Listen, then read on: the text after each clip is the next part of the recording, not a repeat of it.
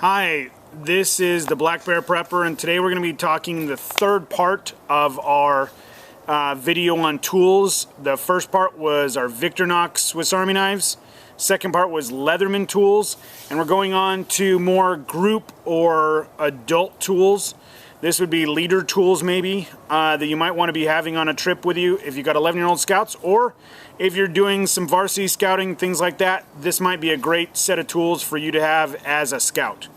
So just check with your leaders, make sure that they approve some of these items that they allow you to take.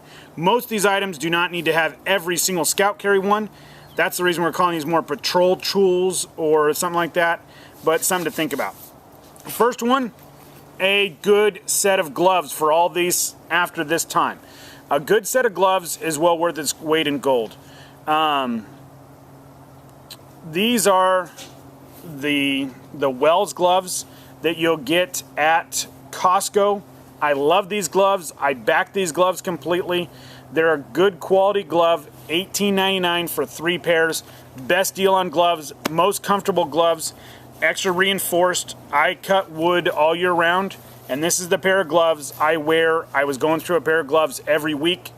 Definitely something to think about. I don't want to get too much into that, but having a good quality pair of gloves is worth its weight in gold.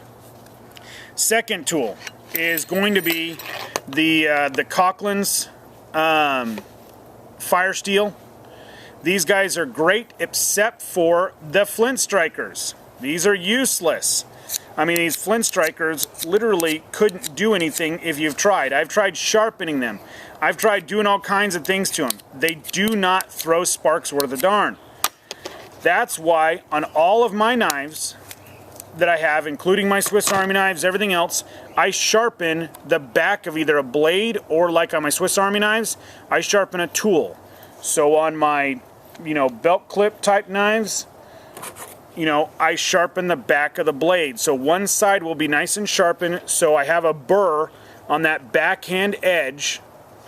Now watch. If I sit there, I can take my blade, put my thumb on it like this, and I can throw sparks that if you can't light a fire with this, you're doing something wrong. Again, throw away this stupid little piece of silver here and use the back of your knife. And you can throw a spark like crazy with these guys.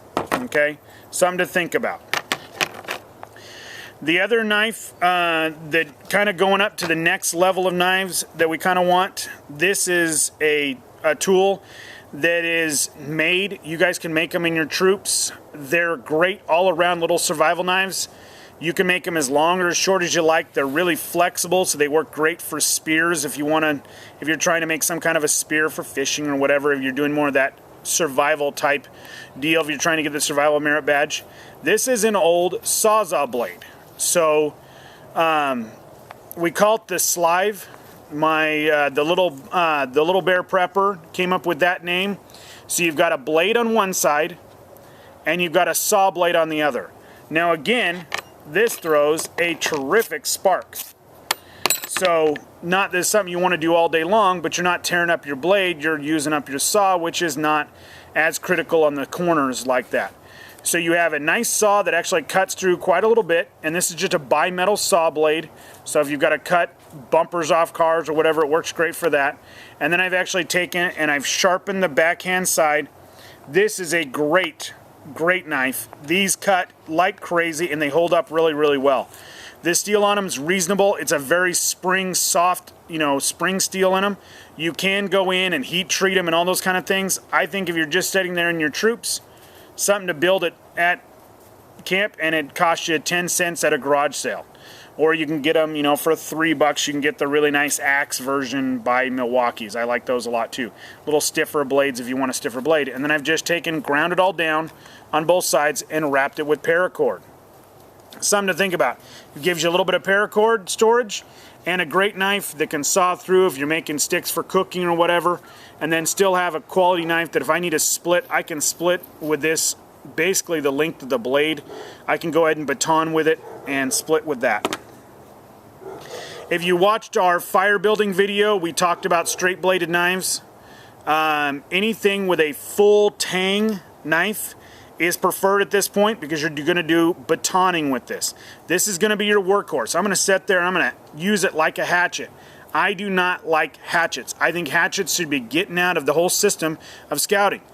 We've sit there and banned these in most scouting, which is stupid to me because this is way safer than a hatchet. I'm going to sit there and take a piece of stick and I'm going to sit there with a hatchet and I'm going to try to whack it. Versus being able to baton something where I'm able to sit there, put it on the stick, and whack it through. And you can watch, if you watch our ultimate fire building video or advanced fire building video, that's what we show you how to do. We're actually going to take another stick, whack it through, and cut all the way through our log. I can break up sticks this small, which I can't do with a hatchet without taking my fingers and putting them in danger. Do you need a $250 knife? No. This is a great knife. Very high quality. I like a 6-inch knife for my everyday bushcraft knives. For hunting, things like that, I like my 4-inch knives.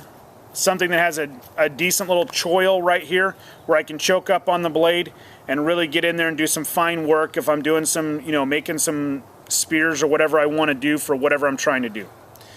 I also take my sheaths and I put a couple Ranger bands on there, which are basically old tire inner tubes, and I've got a flint striker in there and a piece of jute rope that's been dipped in wax as my fire starter, my tinder, so that out of the 3 parts, we want to have for fire, we need oxygen, a heat source, which is your flint and steel, and a piece of jute rope, which is your tinder. Now, do you need a $200 knife? No. That's why I talk about these guys. This is the butcher knives from Old Hickory. This is a 7-inch version. I really do like the 6-inch version. They're a little lighter, still full tang, wooden handled, awesome knives, okay? The 7-inch version is a little heavy duty for what we need, but it works great if you're gonna have one of these guys.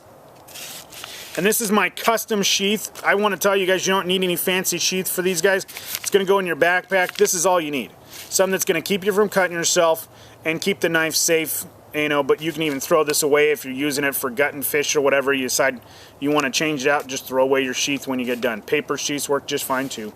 But Old Hickory butcher knives work great in this particular role. Our next level is going to be saws. Now, does everybody in the group need a saw? No. Does everybody in the group need a fixed blade full tang knife? No. This may be the only one you have on the whole entire group. So if you're trying to save weight, this is great. Now, when I get up into saws and axes, I really want to talk about size of patrol.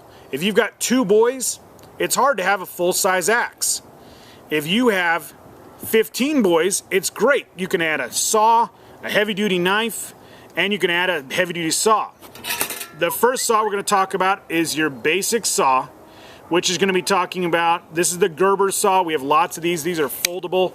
This is a great all-around saw for wood processing. Comes with 2 different blades.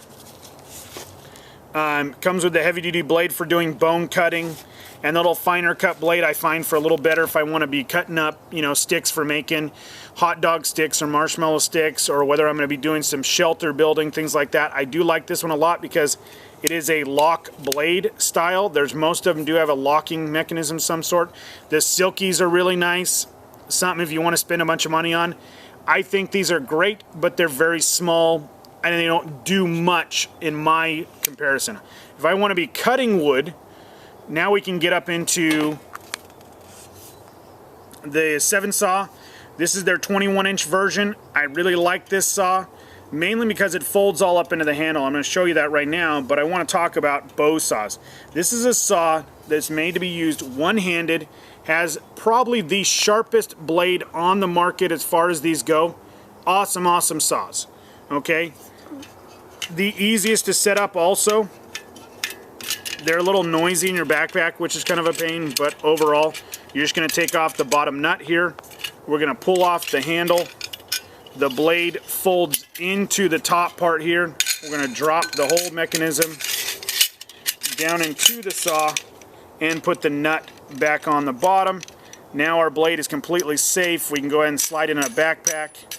Something to think about. These guys run about, $38 to $40. Your standard hickory knife right here is going to be your $12, $13 knife, sometimes a little cheaper. Stay away from the 4 inches. Get your 6, 7 inches. Your little Fire Strikers here, Sportsman's Warehouse, $5.50 I think is what I paid for these guys. They're awesome. Throw this guy away.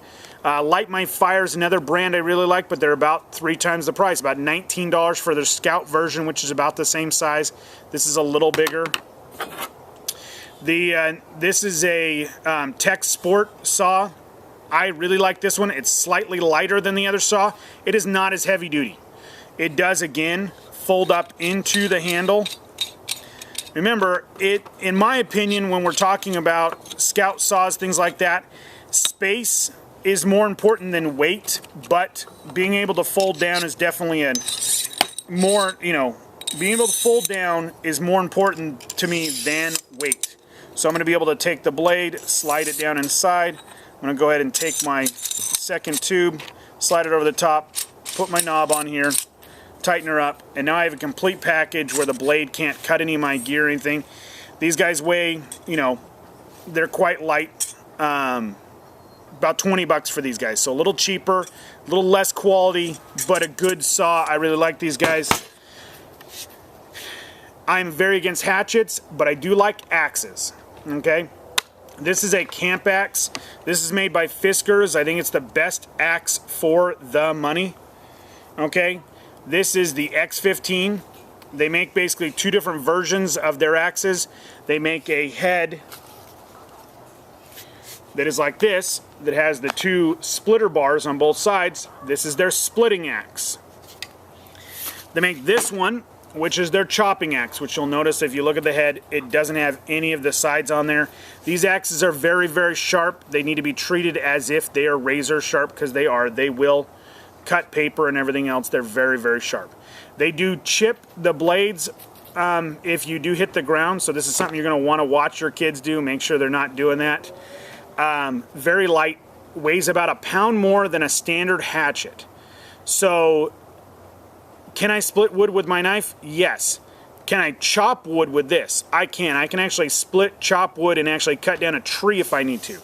This does come in a 28-inch version in their chopping axes. I like this version, which is their 23.5-inch version. It works very good in a pack, and their 28-inch version has about a pound heavier head. So it's a lot heavier axe. This one, though, I can do lots of work with. Okay? This is something that you should have. This is not something that you need. I think it's your best deal. Is there lots of axes out there? Heck yes. There's tons of them out there. I have 15 axes at my house right now. But this axe does the best job for the money. Okay? Hands down, for the money, you're going to spend anywhere from $30 to $60, mattering where you get it. eBay has them. They sell them up in Colfax, all around. Definitely a good quality axe. But the X15 by Fiskars, good quality axe, chops really well. I mean, it really does. It is an actual axe versus everything else you're going to get from Pakistan. The Pakistan axes are useless, and they're not chopping axes, they're splitting axes. This is an all-around, chop up your trees, bring down whatever you need to. If you're building shelters, things like that, you're trying to actually build camp tools, definitely something to think about. It has an awesome sheath system, really open, so if I need to wash it out, if I'm using it to chop up a deer or whatever that is, I can go ahead and slide it in, slide it down, lock it down, and I have a handle so my kids aren't grabbing onto here. Definitely something I want to wear a pair of gloves with. It does have a lot of reverberation into the handle, but great. So if you guys have any questions, feel free to contact us. Please like us, subscribe, and tell us what you think about our videos. Tell us what you want to learn about. And as always, have a great day.